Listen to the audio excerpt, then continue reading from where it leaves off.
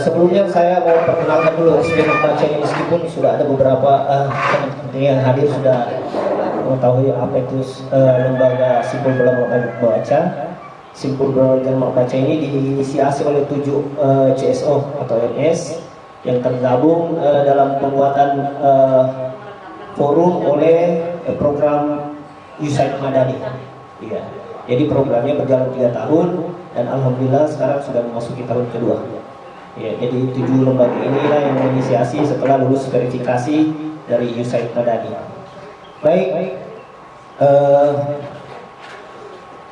untuk mengawali tentu ada pepatah mengatakan kenal maka tak sayang, meskipun sebenarnya barangkali ini sudah saling mengenal begitu dengan baik, tetapi ya tidak ada salahnya barangkali saya memperkenalkan narasumber kita yang pada sore hari ini yang sangat luar biasa, narasumber kita yang alhamdulillah meskipun kita tahu kesibukan beliau ini sangat padat, tapi masih sempat hadir untuk memenuhi undangan dan selalu memberikan masukan-masukan untuk perkembangan demokrasi kita tentunya di Kabupaten Pangkep yang cintai. Baik, yang pertama tentu tidak asing lagi kita sudah sangat kenal dan paham tokoh akademik kita ini Pak Prof. Anwar Burhan. Selamat siang menjelang sore Pak Prof. Kemudian anak muda energik yang banyak memberi motivasi dan pikiran-pikirannya untuk terus membuat Pangkep semakin hebat ini, Pak Kepala Bidang Pemerintah Desa DPMD Pangkep, Pak Sulfandi SJP.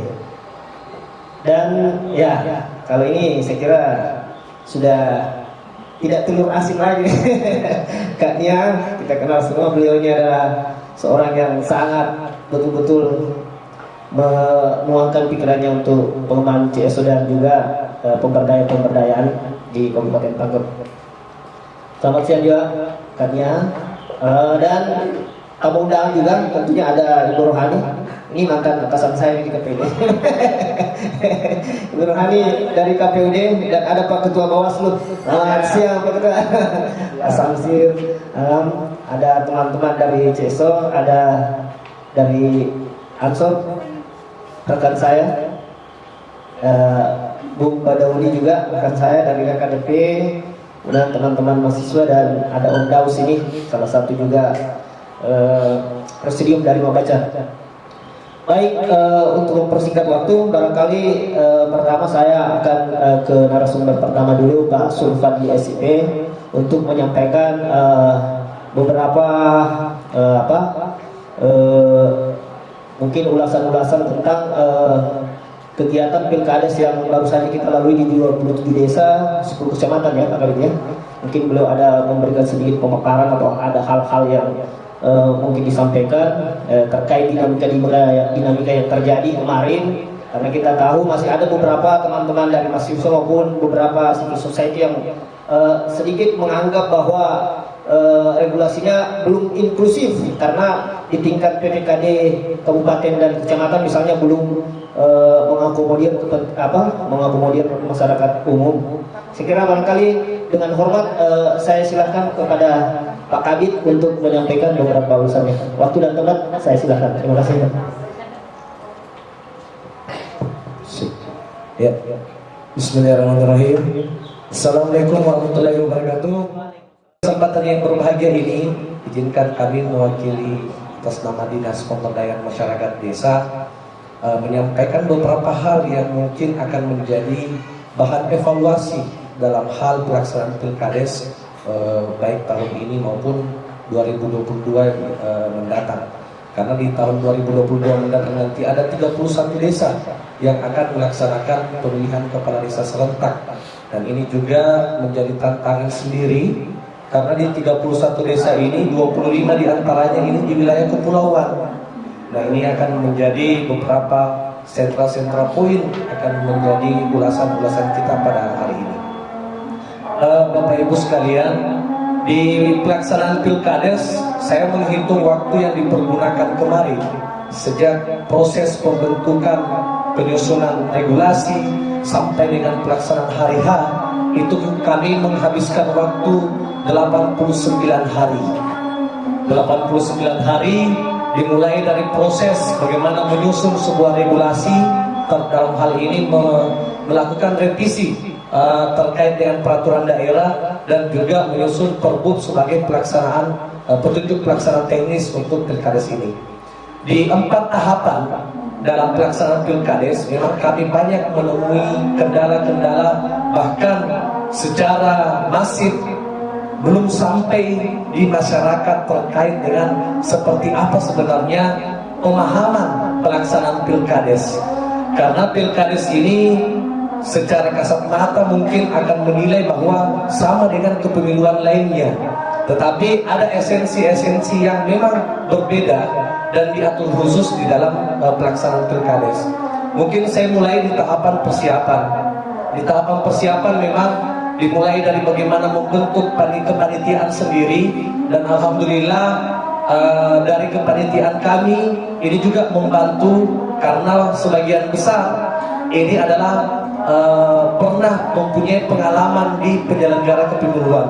Makanya setiap kali teman-teman KPU hadir memberikan materi kepada kami, teman-teman KPU selalu menyampaikan, nah ini tidak asing lagi.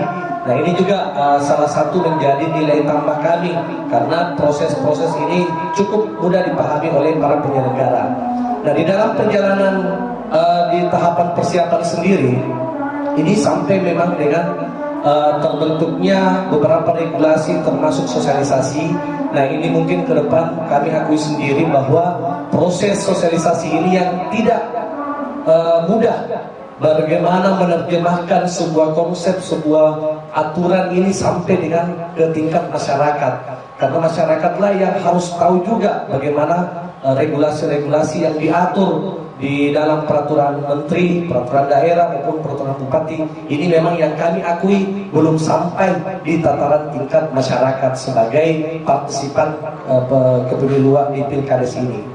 Selanjutnya di tahapan pelaksanaan dalam hal ini bagaimana penyiapan DPT, bagaimana proses dari yang namanya bakal calon. Nah ini memang ada hal-hal teknis. Saya memulai di proses tahapan DPT. Beberapa kali kami sharing dan bahkan Ibu Nani tidak pernah absen mendampingi kami dalam proses penetapan DPT. Memang ada alur yang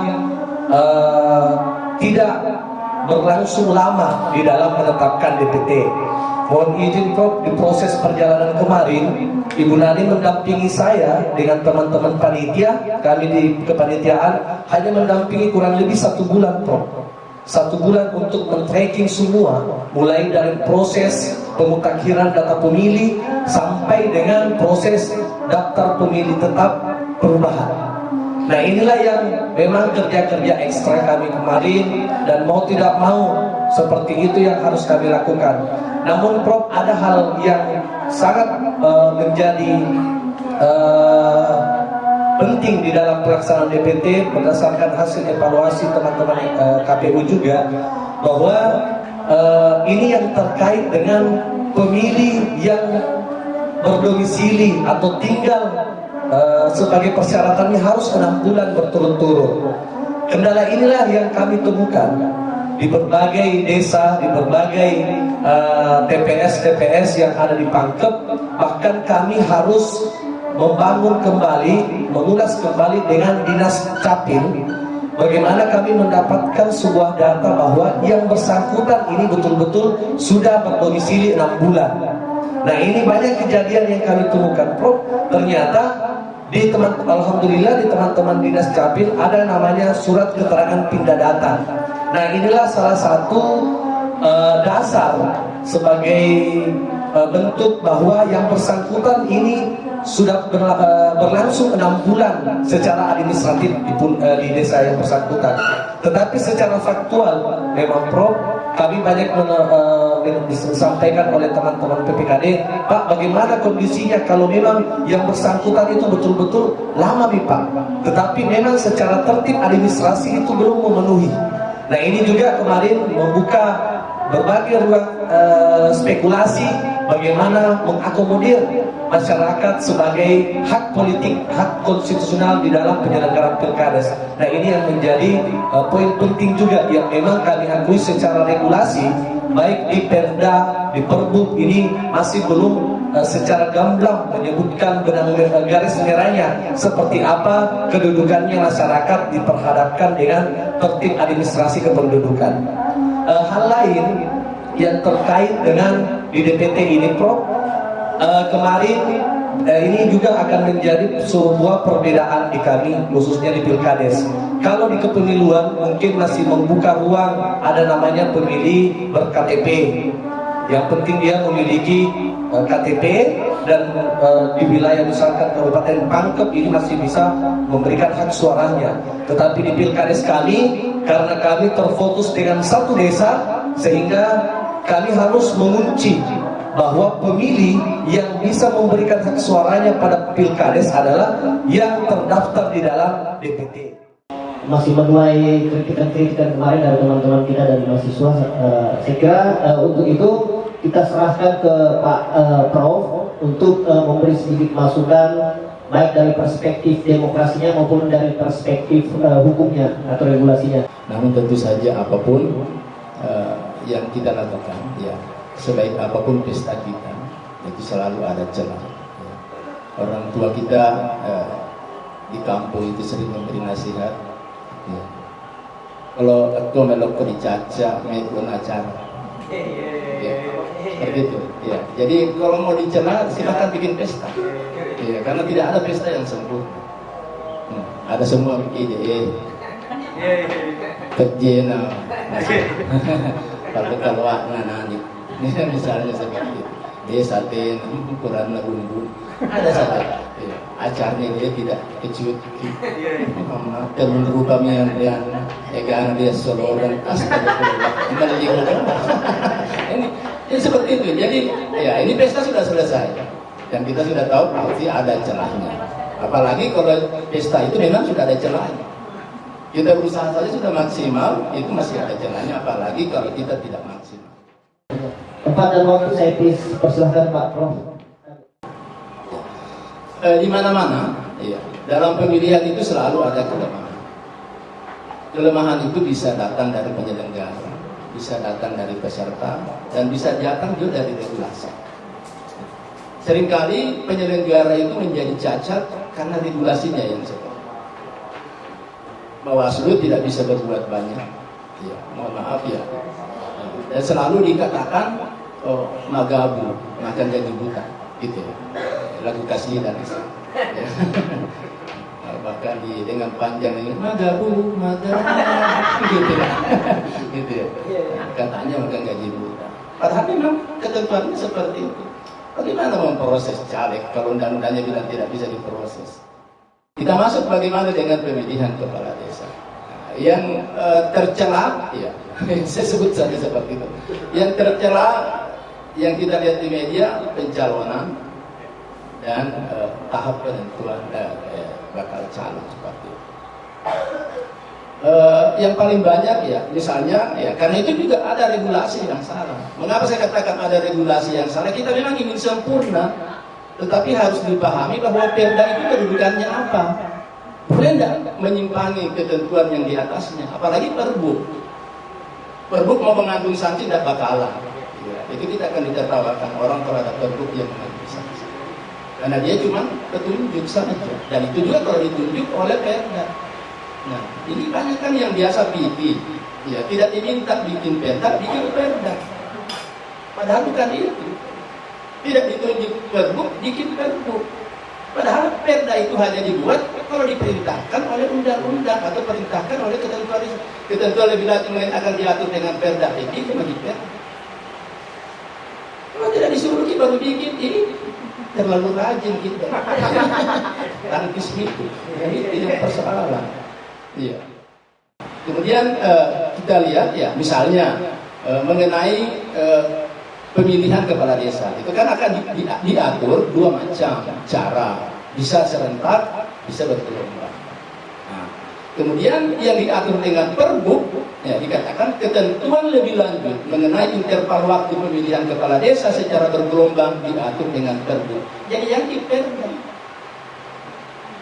cuma disuruh di Pergub. Jadi kalau bikin Perda, bikin. Yang seperti itu kadang-kadang tidak diperintah terlalu rajin.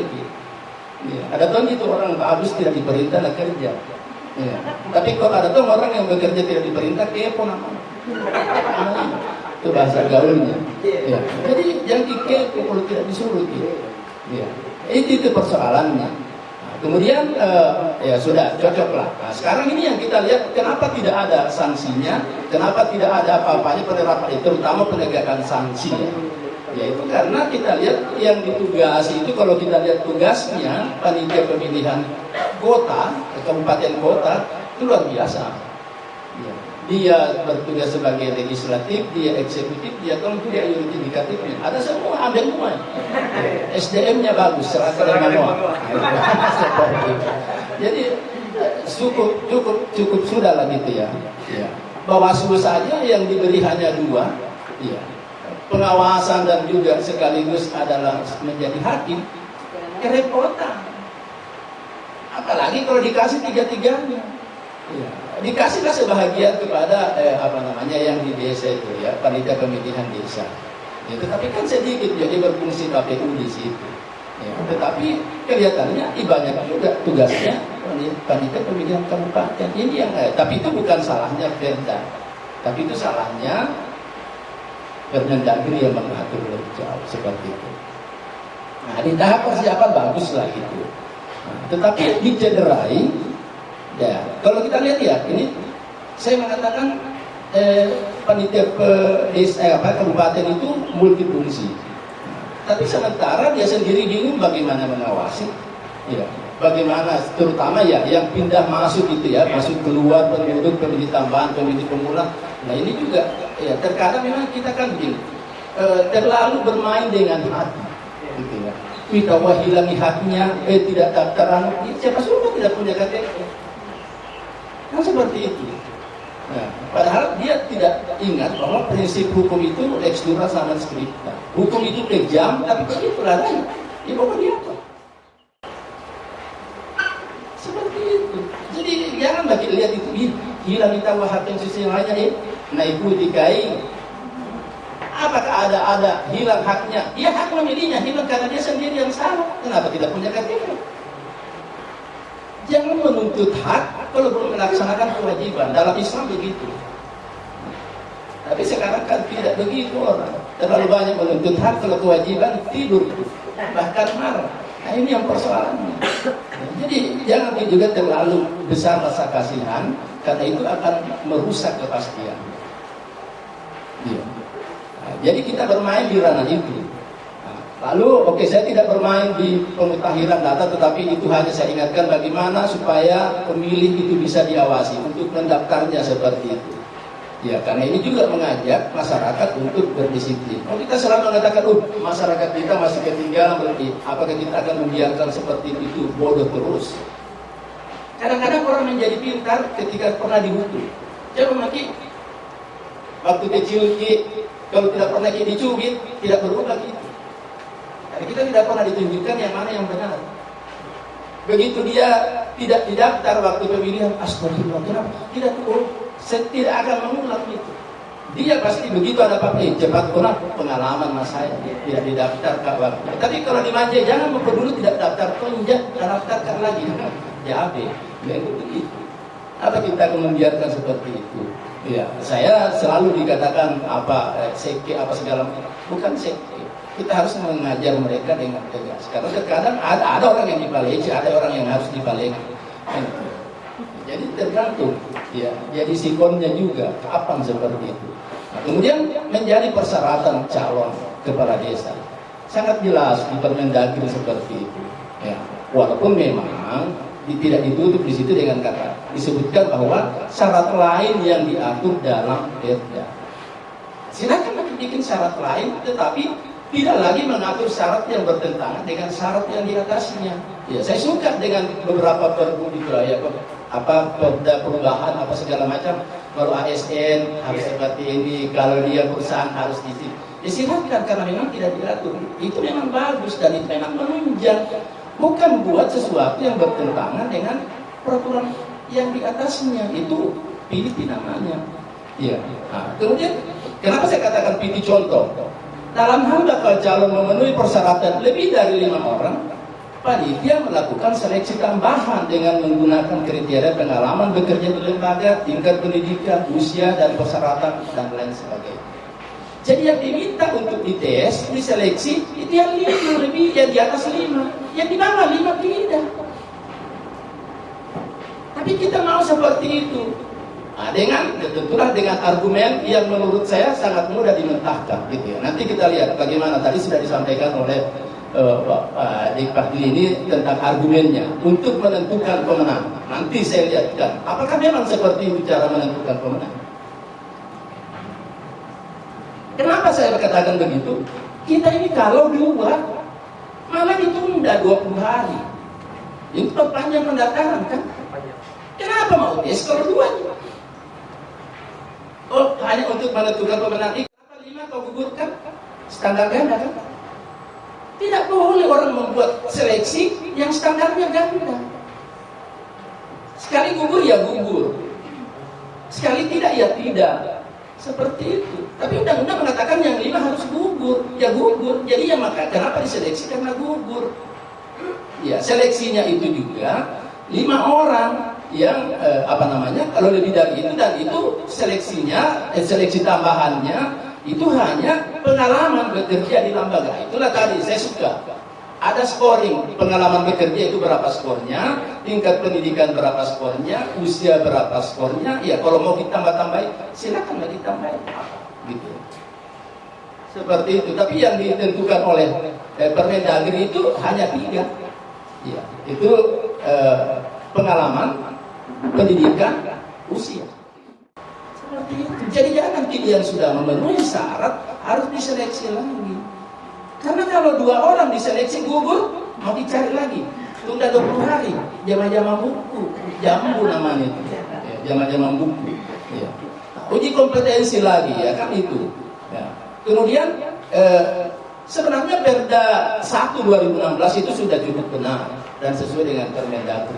Tapi mengapa tiba-tiba di Perda perubahan ini di 2021 berubah menjadi semua bakal calon harus diseleksi, padahal perintah Permendagri hanya yang lebih dari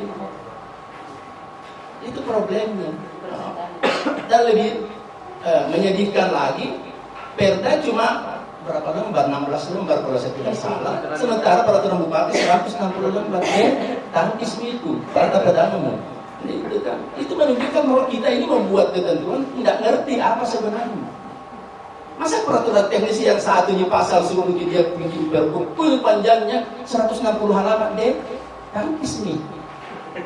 Apakah itu berkait dengan anggaran? Saya tidak tahu. Nah, kemudian uji kompetensi sekali lagi yang 5 ke bawah. Ya, bukankah kalau hanya 2 ya tadi saya katakan itu harus ditunda. Tapi mengapa harus diseleksi? Dan bagaimana kalau ada yang tidak lulus? Alasannya kalau hanya suara sama, oh ini tidak boleh mengikuti, meniru di PKPU. PKPU 3 kan 2019 yang diperbaharui PKPU 9 2019 kan dengan jelas mengatakan begitu, sebaran suara kan. Kalau sebaran suaranya masih sama, lihat pemerataan sebaran suara, pasti tidak mungkin sama. Tidak mungkin. Sebaran suara boleh sama-sama ada di kecamatan ini suaranya, tapi mana yang merata? Itu yang jual. Ini 1 di Kebangkadian, 2 di Labakan, tapi 40 di Baloci. Ya, misalnya, atau di dusun ini sekian, lihat ke pemerataan. Ini tahu memang sama-sama 4 kecamatan, tetapi ini 20 sehingga 80 ton suaranya. Itu yang ambil dapat 20. Bukan yang 1 50 30 tangkis itu. Apalagi dengan seleksi. Tidak boleh orang ini pemilihan, Pak. Pemilihan itu tidak boleh orang lain yang menggugurkan, rakyat yang memilih. Masa suara rakyat suara Tuhan? Suara Tuhan kok digagalkan oleh suara tim? Tidak ada itu. Tim seleksi yang menggagalkan. Pore atau kok? Siapa kecoba? Itu kan bahasa dia. Siapa kecoba? Kemudian tadi saya katakan kalau kita mau menggugurkan, sementara yang 5 digugurkan yang 2 tidak, ya standarkan dalam. Pertanyaan berikutnya, kalau katanya mengapa yang 5 itu gugur, yang di bawah 5 tidak gugur? Habis itu. Padahal mungkin yang biar gugur di yang lebih 5 itu lebih tinggi angkanya daripada yang gugur di 2, yang tidak gugur di 2. Di mana adilnya? Di blender pemuka. Kalau tidak adil. Nah itu. Nah, lalu di Perda ini menyebutkan bahwa lembaga yang melaksanakan seleksi ini adalah lembaga independen yang sudah diberikan yang untuk memberikan asesmen. Lembaga independen mana yang diangkat itu menjadi tim sel? Mana akreditasinya? Nggak ada. Coba lihat kalau pejabat kepala dinas itu harus dilan, harus yang di asesmen yang dari Bandung ke Jakarta, kayak dari mana? Ini dari mana? Menyebar, mau-maunya dicabut. Dan kita tidak tahu apa kompetensinya. Makanya jangan heran kalau pertanyaan macam-macam muncul. Siapa kau cowok? Dari mana asalmu? Kau suka kopi? Kan begitu pertanyaannya. Tangkis itu. Sama minum. Kalau beda di Coca-Colanya, tidak lulus. Coca-Cola ini Sprite. Yang satunya Spertus. Tidak lulus ya. Nah, yang problemnya di situ. Dan kita tidak tahu juga bagaimana, karena ya, maaf ya, pengalaman sebagai tim sel untuk kepala-kepala dinas eselon 2 itu sudah ada scoring, sehingga kita memberikan persentase berapa di sini. Oh, 80 kali berapa persen sekian gitu. Sehingga totalnya sekian dijumlah untuk seluruh tim sel. Supaya tidak ada orang yang berbeda. Saya dengar tim sel, kok beda-beda caranya, beda-beda kriterianya. Berarti persoalan selera dong. Ada yang lagi tes tertulis, ada yang apa, walah. Ya. Jadi saya kasih tahu tim sel, bukan salahmu juga, salahnya Perda dan Perda. Kenapa ditunjukkan? Nah, kan seperti itu. Dia sebut uji kompetensi dilaksanakan oleh lembaga independen yang mempunyai kompetensi di bidang asesmen. Sejak kapan siapa yang menentukan bahwa dia punya kompetensi di bidang asesmen? Akreditasinya dari mana? Nah, ada. Siapa yang kasih? Maaf saja. Lah, saya saja kadang-kadang saya ikut menjadi tim sel itu karena diundang oleh orang-orang yang punya kompetensi dan punya sertifikasi untuk itu. Kita ditunjuk oleh LAN, kita ditunjuk oleh Pemda dan seperti itu. Jadi kita ini direstui, tidak sembarangan bertamu. Seperti itu. Ini yang kelihatan. Ya. Kemudian ada lagi yang dipersoalkan. Ya. Permendagri tidak pernah mempersoalkan tentang orang yang sedang menjabat kepala desa. Tapi peraturan daerah, dan itu di perubahan baru ada, bahwa orang yang sedang menjabat kepala desa itu tidak boleh menjadi calon, termasuk kalau dia mengundurkan diri. Boleh. Kepala desa saja hanya cuti, perangkat desa saja hanya cuti, masa saya mundur tidak boleh? Di mana adilnya? Ini yang kalau jangankan yang menghilangkan hak orang, membatasi hak orang saja kalah di MK. Tingkat kabupaten membuka seluas-luasnya kepada misalnya di tingkat desa siapa yang menjadi pengawas. Nah, memang ini menjadi juga kritikan untuk di PMD misalnya, di mana ceritanya panitia merangkap jadi pengawas. Siapa yang harus diawasi nih? Penyelenggara kok dia mengawasi dirinya sendiri. Itu tidak ada itu dalam rumus itu. Pengawas mengawasi dirinya sendiri. Nah, ini mungkin catatan penting juga bahwa itu harus dipisahkan. Selanjutnya adalah bahwa tingkat kita sampai hari ini tidak memiliki informasi berapa tingkat partisipasi pemilih laki-laki perempuan di tingkat desa. Itu yang belum muncul. Nah, di tahun 2022 ini menjadi catatan mungkin juga dengan masyarakat yang pilkadesnya yang ada di pegunungan dan di kepulauan terluar, karena ini di kepulauan ini yang banyak ya untuk pilkades dan ya, dan ini perlu pengawasan yang sangat ketat. Mungkin seperti yang kemarin disampaikan oleh Bawaslu, Ketua Bawaslu, jangan kami dilibatkan masuk dalam panitia. Betul itu. Tapi kan kita juga mau lepas ke Bawaslu ini dalam melakukan pengawasan, maksudnya pengawasan di luar dari kepanitiaan. Karena jujur kemarin itu saya kenapa ini panitia juga berangkat jadi pengawas. Nah itu yang memang perlu diperbaiki ke depannya. Nah termasuk dengan tadi bagaimana hak identitas masyarakat di tingkat desa ini harus dipenuhi sebelum masuk dalam penyelenggaraan pemilihan kepala desa. Nah partisipasi inilah yang kami maksud masih sangat kurang. Lembaga-lembaga, saya kira banyak CSO yang ada di Pemkab perlu dilibatkan dalam melakukan pengawasan misalnya. Yuk kita bergandengan tangan untuk melakukan pengawasan, misalnya dikomandoi oleh Bawaslu misalnya. Ayo kita siapa yang di desa mana? Karena ini penting.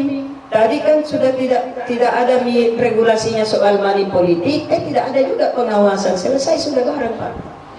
Nah, sehingga kalau tadi saya bertanya, calon kepala desa perempuan itu banyak, ya. Tapi yang duduk itu hanya 2. Di diskusi-diskusi kami selanjutnya, ketika kita menggunakan money politik, tidak ada banyak perempuan. Ketika kita mau berhadapan-hadapan soal money politik itu, maka dikalalah perempuan, karena perempuan tidak punya uang. Yang punya itu laki-laki, suaminya misalnya. Nah, ketika ada yang seperti itu, mungkin Pak Anwar, Pak Prof bisa memberikan sebentar masukan. Apa kira-kira? Karena ini memang yang menjadi anu juga kemarin saya di pulau, karena ada satu pulau di Tangainya, ada satu pulau di Kalmas, dan banyak memang yang melakukan bukan hanya uang yang dia sebar, tapi bantuan-bantuan berupa apa yang punya banyak uang memberikan bantuan kadon. Air misalnya, itu banyak yang memberikan, sehingga ini penting diatur. Mungkin kita perlu diberikan masukan, dan saya usulkan untuk PMD biasanya kita melibatkan Popro. Saya kira begini, Popro itu diundang kiri kanan untuk menyampaikan terkait soal regulasi, terkait seleksi dan sebagainya. Tapi di kampungnya sendiri dia tidak dipakai. Saya juga heran ini. Miris memang sebenarnya. Bukan tidak tahu, tidak terbiasa dikritik. Iya, mungkin ini saya hanya sampai kepada itu, bagaimana meningkatkan partisipasi politik perempuan di tingkat desa masyarakat, karena saya lihat calon dan tim sukses inilah yang sibuk sebenarnya. Sibuk sekali mengurus sehingga dia lupa memberikan pendidikan politik di tingkat bawah. Ini juga yang penting dilakukan oleh penyelenggara di tingkat kabupaten. Bagaimana kita memberikan edukasi kepada masyarakat, karena imbasnya ini juga untuk sampai ke pemilu. Ketika di pilkades kita sudah bermain money politik, maka saya yakin dan percaya di tingkat penyelenggaraan selanjutnya itu juga pasti begitu. Kita sudah potong mata rantainya di tingkat desa, maka saya yakin bukan berarti bahwa akan hilang di selanjutnya, tapi meminimalisir untuk di situ. Karena ini yang sangat penting kita lakukan. Saya kira diskusi-diskusi kita selanjutnya akan diperbanyak dalam sesi tanya jawab. Mungkin itu yang bisa saya sampaikan. Sekian, billahi taufiq wal hidayah. Wassalamualaikum warahmatullahi wabarakatuh. Nah, saya juga sempat menawarkan hari itu, Prof. Kalau misalnya kita menggunakan pasal 149 ayat 1 dan 2 KUHP itu, mungkin kalau misalnya tidak berlaku dalam Undang-Undang Nomor 6 Tahun 2014 tentang Pilkades itu, Undang-Undang Desa, minimal memberikan pemahaman ke masyarakat bahwa apa yang kita lakukan dalam konteks mempengaruhi orang itu bisa dijerat di 149. Ya paling tidak kalau ada sanksi minimal menakut-nakuti. Karena ditakut-takuti saja belum tentu takut. Apalagi dilarang minum. Makanya telanjang ini pilkades. telanjang sampai orang ngomong 1 juta, 2 juta, luar biasa. Saya bilang bisa juga saya jadi pemilih. Minimal karena memang kemarin saja di pilkada persoalan politik uang ini selalu diumbar tapi tidak pernah ditemukan. Tapi kalau di pilkada seorang berani mengatakan bahwa saya menerima, dan ini yang luar biasa. Jadi ketika saya ketemu dengan beberapa orang yang lain, saya dapat lagi orang. Saya bilang kasih makan itu anakmu. Jadi kalau dia jahat wajar karena orang jahat itu yang dia mau.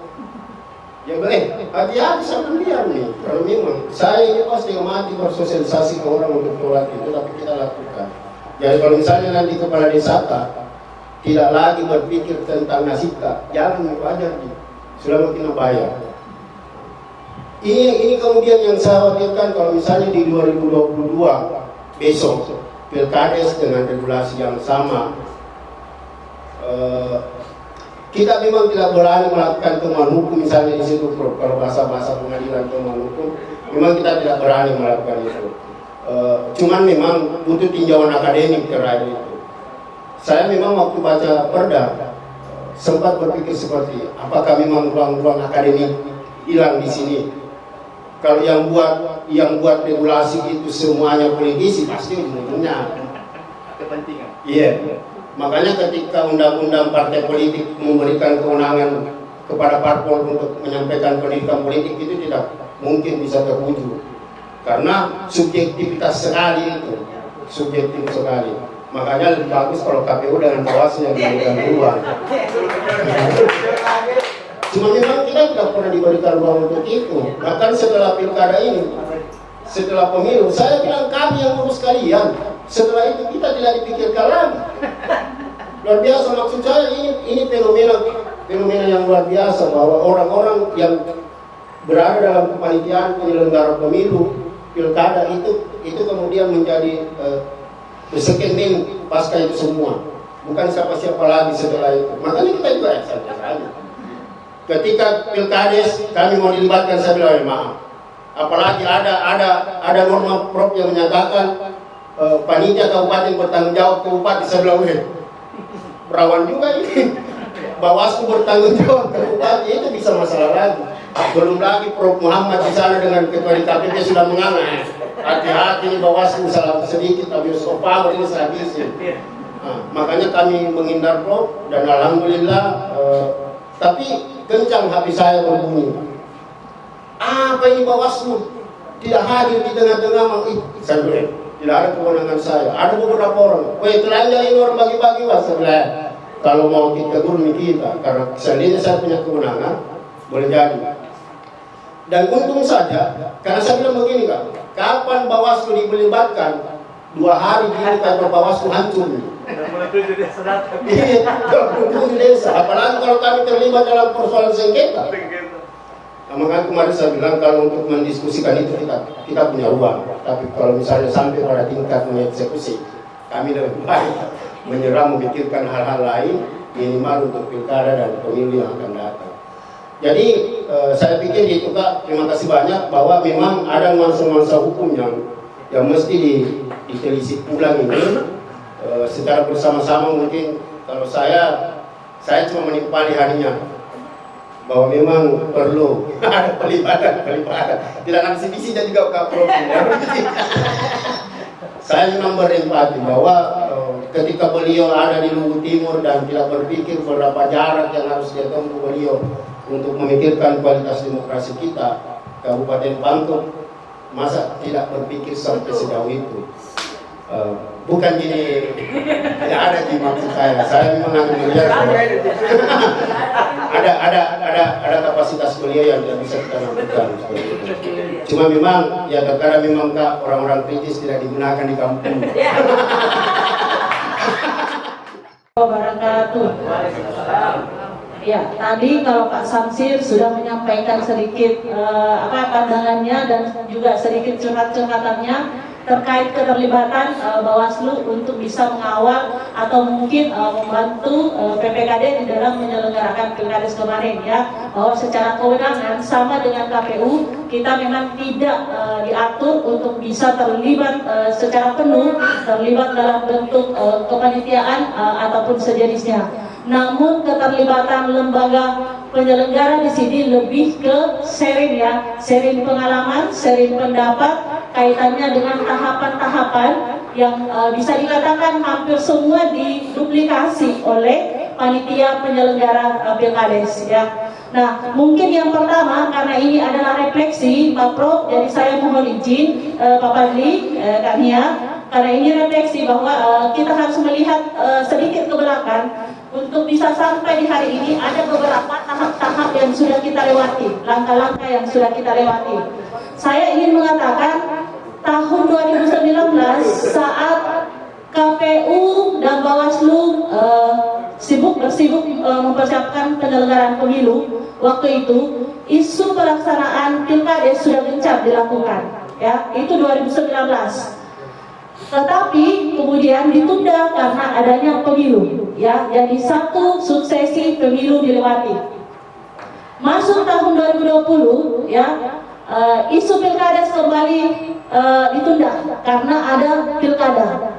Jadi ada dua suksesi yang sesungguhnya ini Pilkades, panitia Pilkades bisa belajar dari dua suksesi ini, apa saja sih kekurangan, kelebihan atau mungkin tantangan penyelenggaraan pemilu maupun pilkada. Nah, karena ini kan kita bersentuhan dengan masyarakat yang ada di desa, 103 desa kelurahan yang tersebar di 13 kecamatan. Ya, pemilihnya 236.945.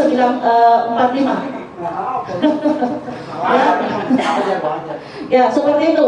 Nah, setelah masuk tahun 2020, kemudian di 2021 ini barulah kemudian persiapan mulai gencar dilakukan. Meskipun sebenarnya di tahun 2019-2020 persiapan menuju hari H atau pelaksanaan untuk Pilkades itu sudah harus dilakukan. Tahapan pertama yang harus dilakukan, yang harus dimatangkan PPKD belajar dari Pilkades 27 desa ini adalah tahapan perencanaan anggaran dan regulasi. Ini dulu, ini adalah kunci supaya tahapan-tahapan jika di breakdown ke bawah itu lebih rapi, lebih tertib, lebih terorganisir dan lebih siap dan matang tentunya ya. Kenapa saya katakan demikian? Ini agak kurang matang Pak Fadli ya, karena di pilkada saja itu kami mempersiapkan saja mulai dari MPHD sampai selesai dan sengketa itu hampir 2 tahun ya. Kita kemudian tidak mengatakan bahwa oke lah KPU itu kan pilkada, ini hanya pilkades, hanya 27 desa ya, sementara KPU itu 103 desa kelurahan yang harus cover. Tetapi poinnya bukan di situ ya, poinnya adalah persiapan lebih matang. Jika Anda gagal merencanakan, maka Anda merencanakan kegagalan. Itu filosofi lama, tetapi sesungguhnya itu kalau kita implementasikan secara baik itu harusnya juga bisa meminimalisir kekurangan-kekurangan hari ini ya. Nah, ketika kita sudah siap dari segi perencanaan anggaran dan regulasi, maka tahapan pilkada, tahapan sosialisasi saja Pak Fadli, ketika kita sudah menyatakan masuk tahapan, sejak pertama kali launching, kemarin nggak ada launching ya, Pilkades kemarin ya, tidak ada launching. Nggak ada ya. Setelah kita launching, pelaksanaan pilkada kan sempat berubah juga karena pandemi. Kami yang awalnya 23 September hari H, itu berubah menjadi 9 Desember karena pandemi itu sendiri. Nah, setelah kita launching, sosialisasi itu harus terus berjalan dari awal di launching sampai jelang Minggu Tenang. Ya, jadi tahapan sosialisasi itu memang panjang Pak Fadli. Ini yang kemudian saya lihat di tingkat penyelenggaraan kita juga di tingkat bawah, khususnya PPKD di tingkat desa ini juga kurang meluas lah sosialisasinya. Kemudian tahapan yang paling urgent juga dari sekian tahapan Pilkades sama dengan tahapan pemilu dan pilkada adalah tahapan pemutakhiran data pemilih. Saya kemarin sebenarnya sempat sebel, jengkel dan sejenisnya ya sama Pak Fadli. Ya, sebelumnya lebih ke begini Pak Fadli ya. Saya merasa bahwa ini kok PPKD, ini saya diundang kemarin ya, ini kita namanya refleksi ya Prof ya. Namanya refleksi, saya bilang kok KPU ini baru diundang khususnya divisi data untuk membahas data pemilih ketika dia sudah memasuki tahapan coklit. 1 minggu kami Prof selesai, baru karena undang jadi narasumber. Nah, seharusnya secara spesifik di awal ketika menyusun regulasi kaitannya dengan tahapan data, ada memang di situ yang diajak diskusi. Nah, kemarin saya katakan KPU sempat diundang ini bersama teman-teman CSOU secara kelembagaan, tetapi dia lebih diundang secara apa ya, memenuhi unsurkah atau apa, tetapi dia tidak membahas secara spesifik ya. Jadi nanti untuk persiapan 31 desa yang akan berpilkades untuk melakukan perubahan terhadap regulasi itu kita memang harus duduk di situ supaya keterlibatan yang dimaksud lebih ke memberikan pandangan di situ. Iya. Nah, di tahapan pemutakhiran data pemilih ini, teman-teman sekalian, ini banyak sekali catatan-catatannya, ya. Meskipun secara umum ini diselenggarakan dengan baik, tapi sebenarnya ini sudah saya sampaikan lewat sama Pak Fadli dan sudah dicatat dengan baik. Misalnya, pemahaman kawan-kawan PPKD Kabupaten kaitannya dengan DPT.